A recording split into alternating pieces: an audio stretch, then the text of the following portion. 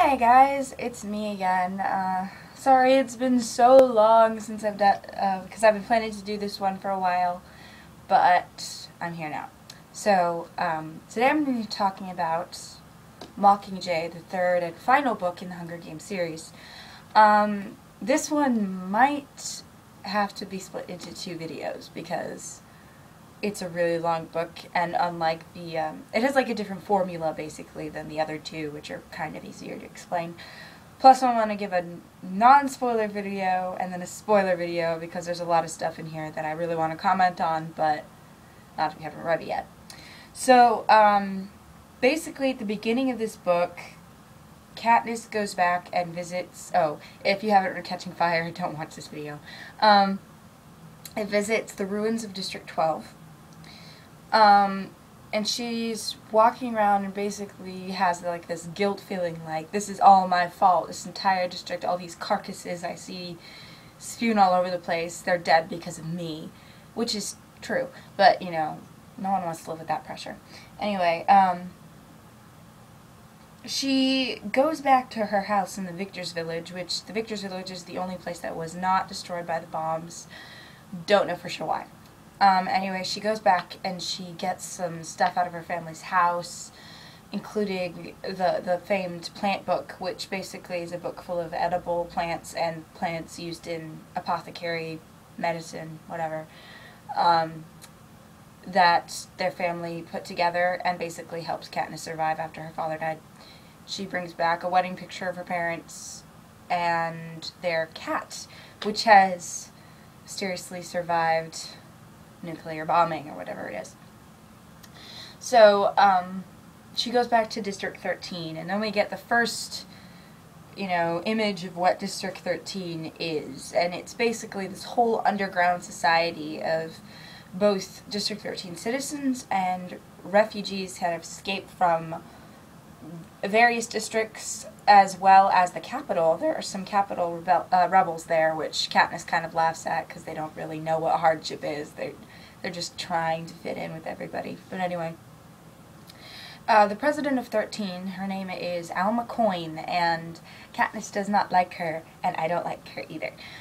She's just really kind of cold, and she doesn't like Katniss at all, and she wishes they had saved Peeta instead of Katniss from the Court of Quell arena, but instead Peeta is in the Capitol being tortured or something, which is, really horrible, and Katniss is going crazy worrying about him. Meanwhile, she's in District 13 with Gale, who is the other person in this love triangle, as we all know, who is just being a complete idiot, because in Book 2, when she totally didn't need to hear it, he was like, Katniss, I love you, and then he got all angry when she's like, I know, because what else was she supposed to say, really, because was she supposed to just say, oh, I love you too,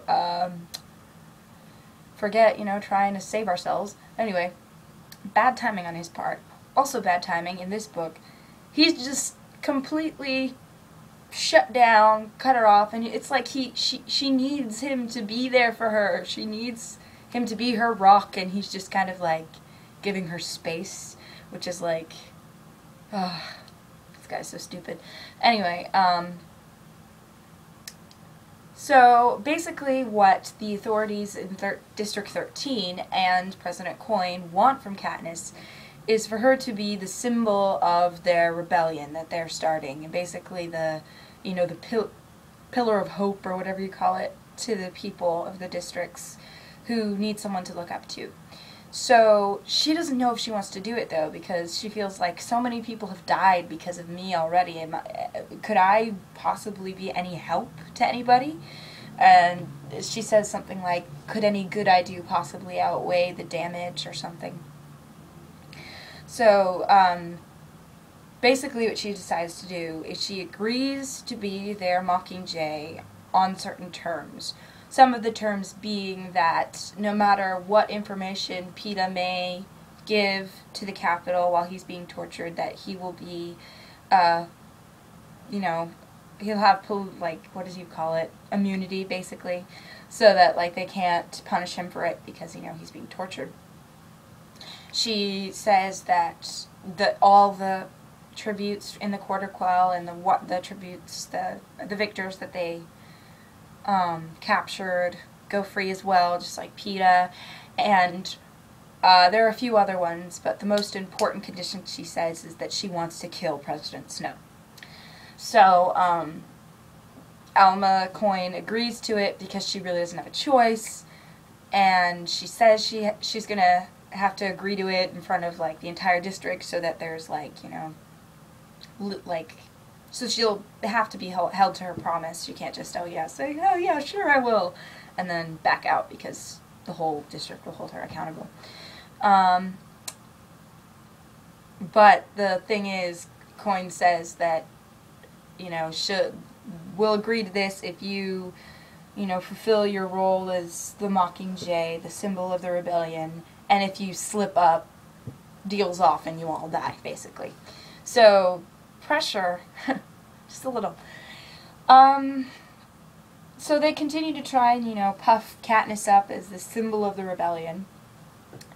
Her old prep team from the games is brought there, and there's this whole controversy with that, but basically they doll her up for, like, these TV promos, and they try to basically make her like a cover girl, like, just to, you know, stand in front of the camera, say lines, go home, but Katniss isn't really good at saying lines. And so Haymitch tells them that the only way they're going to get anything useful from Katniss to inspire people to keep fighting and to not back down is if they put her in combat, which is really risky, but, you know, she has to get out into the field. So they bring her to District 8, and she's basically visiting people at a hospital, you know, safe stuff, but, you know, you can see the symbol, you know, being sympathetic to the soldiers and the wounded and things like that. And the Capitol shows up with their bombers, and they, like, bomb the hospital, and they kill people, and she makes this, you know, really moving speech after they try and fight off the ships, but they don't really get to save anybody, which is really sad. And basically, the book kind of goes on following this war that they're fighting, and all this really, you know, insane plot twists happen, and, well, what ends up happening is Finnick, the male tribute from District 4, who was also saved from the arena when Katniss was, basically kind of explains to her that the Snow has leverage over her as long as he holds PETA, you know, in his prison or whatever, because she'll be too afraid to do anything. If she does anything, you know, PETA could be in mortal danger. He is in mortal danger, but he could get really hurt. So it comes to a point where she just can't be the Mockingjay anymore because she's too afraid of what Snow might be doing to PETA. So they have to have this huge rescue mission where they go into the Capitol and they save PETA and the other tributes that were there. And they did something really horrible to PETA, and I'm not going to tell you what. This is going to be like towards the end of my non-spoiler video, but they do something really horrible to PETA that changes everything for Katniss and makes her very confused. Gale continues to be no help at all, and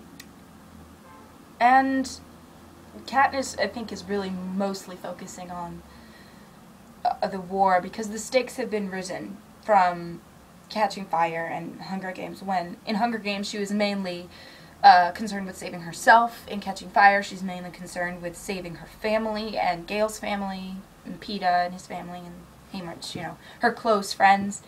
And now she's concerning herself with saving an entire country full of people who have suffered the things that she has suffered, and maybe even worse.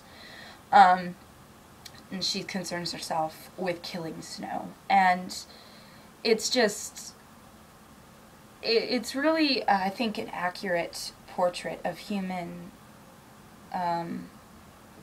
fallibility. She doesn't necessarily handle the pressure very well, and I think that's maybe one of the reasons that Katniss is a very human character. This book has a very controversial ending. It's just some people love it, some people hate it. I personally am one of the people that loves it.